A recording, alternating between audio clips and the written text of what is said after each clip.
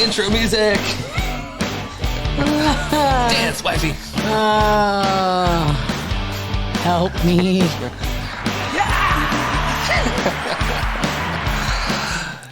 Alrighty, everybody. Welcome back to Palm Coast Acupuncture and Chiropractic, the podcast.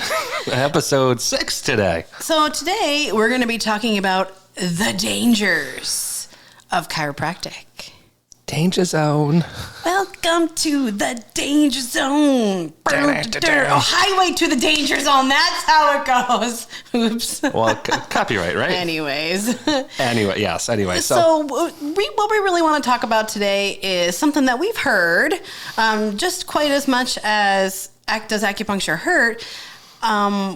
I have been told that chiropractic is like an in and out thing and that, people don't get good treatments and people are in more pain and you're going to sign me up for an $8 million care package and then I'm never going to see you again. So these are some of the things that we hear, and we would like to dispel any myths surrounding that, especially with our office. I am biting my tongue so hard right now. I think I'm going to bite this thing off because these are all topics and these are all huge pet peeves of mine. And the reason why we actually practice the way that we do is because of our experiences in the past.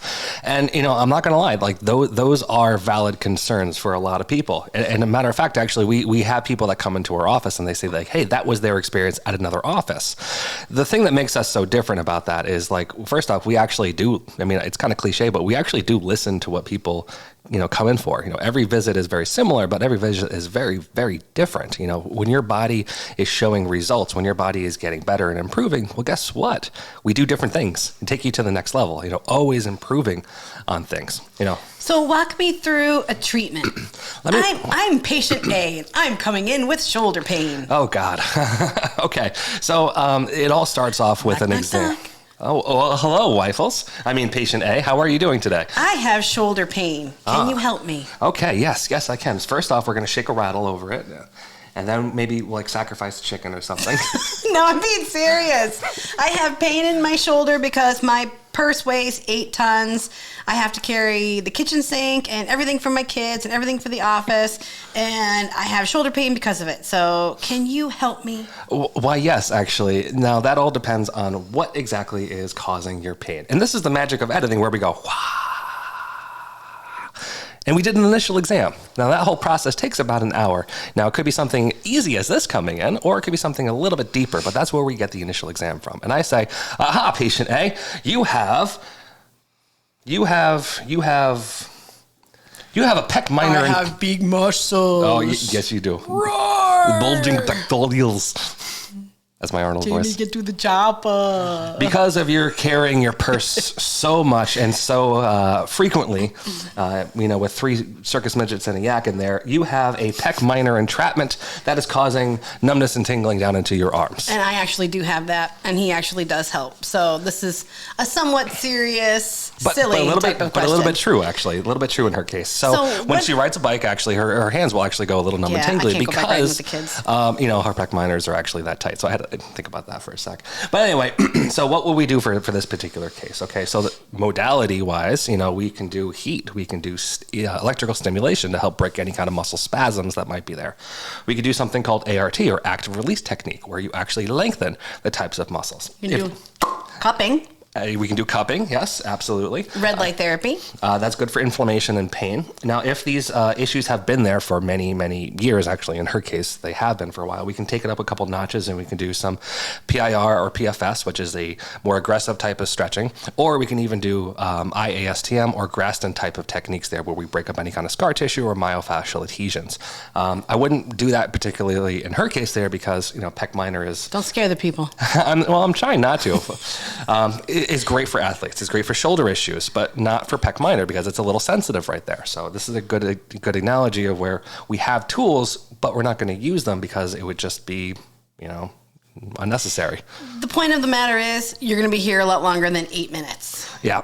So after, or even 3 seconds. This is not like a wham, bam, thank you, ma'am type of place. So after the initial exam, we do treat on the first visit there. The follow-up visits there would be about 20 minutes. It's one-on-one type of therapy. Yes, we do chiropractic work where we do adjust the shoulder, for example, or maybe in her case it's the elbow that needs to be adjusted. Sometimes elbow pain can refer up to bicep or something like that.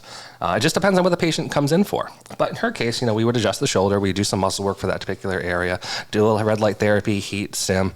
Adjust. Whole process takes about 20 minutes or so, and over the course of say 2 visits or even 3 visits a week there, within a relatively short amount of time, it could be as simple as 1 week. It could be as simple as, a month. This isn't a case that is required to be for years or months and months and months on end. That's one of my pet peeves is when you go to a place, they say, hey, 56 visits, 3 times a week for the rest of your life. And I'm just like, wrong answer. Wrong answer. With stretches and exercises, you can resolve 99% of these cases. So a little, to tell you the truth, we get really attached to you guys. We get really attached to our patients. Sometimes it seems like we call and they're like, who are these people and why are they calling us? But, we genuinely want to know how you're doing. Is there anything that we can do to help you? How are you feeling? And, most of the times when we don't hear from people, they're just like, oh, I felt so good. I just didn't even think to call you, so. Actually, that's a good point there. One of the best compliments I think that I can get actually is when I don't see a patient for a long period of time. Now, that might be blasphemy for my profession here, but when I have a patient who actually I fixed somebody's shoulder last August, and then they just came back maybe a month ago, and she goes, hey, you did such a good job on my right shoulder. Can you actually do my left now? It's starting to bother me. And it was only like 4 or 5 visits because her left or the other side wasn't all that bad. So, thank you, fixed it, and back into the world they go. Now, until you come in and until we do an exam on you, it's impossible for us to tell how many treatments it's going to take. Absolutely. Some people, it takes 3 to 5. Sometimes it takes 15 to 20. It just depends on how long the problem's been going on, how severe it is, and really your time schedule. If you can commit to treatment 2 to 3 times a week, if you're in acute pain, sometimes all you need is a good 2 weeks and then people feel a lot better, and that's all you need. It's so that initial appointment for chiropractic and acupuncture, for that matter, is where we go over all of this with our patients. So, you're here for your first visit for an hour. Yeah. sometimes Setting expectations. A little bit more, because we go over everything with you. So this is, if you're looking for the root of your problem and you're looking for a fix rather than just for the quick moment, fix, then this is the right place for you. Well, you also learn things that you can take outside of the office and basically learn how to fix yourself. Because we want to keep you guys healthy. It's not in our nature or to string this along at all. Yeah, no. We're not stringer-alongers. No, so one of the big things. And we're not good liars either. Yeah, true. I am not a good poker player. Mm-mm. I love playing poker with her. Help me. Every patient will get homework, stretches or exercises, diet advice, lifestyle advice. Again, we always tailor our treatment plans to what's going on with the patient, whatever they're coming in for. So how do you sum up over a decade worth of clinical experience, plus all of the rotations and especially the unique experiences that we've had? She studied in China. How do you summarize that? It was a good experience. In 30 seconds. You can't. So the basic point we wanted to get across today is that, yes, there's been some bad experiences with chiropractic and acupuncture, for that matter, that we've heard from our patients, but they're never with us. And if you've had a bad experience with chiropractic or acupuncture, we would really like to see you and really like to help. Just give us a try. And maybe there's nothing that we can do for you. And if there's nothing that we can do for you, that's okay. We'll try to get you to the appropriate place where someone can help you. So that's what we wanted to say today. So if you have to travel through the danger zone, we'll hold your hand. Highway. I had to think about it too. The danger zone. All right, everybody, say goodbye, wifey. We're dorks. I love it, though. Have a good day. Bye.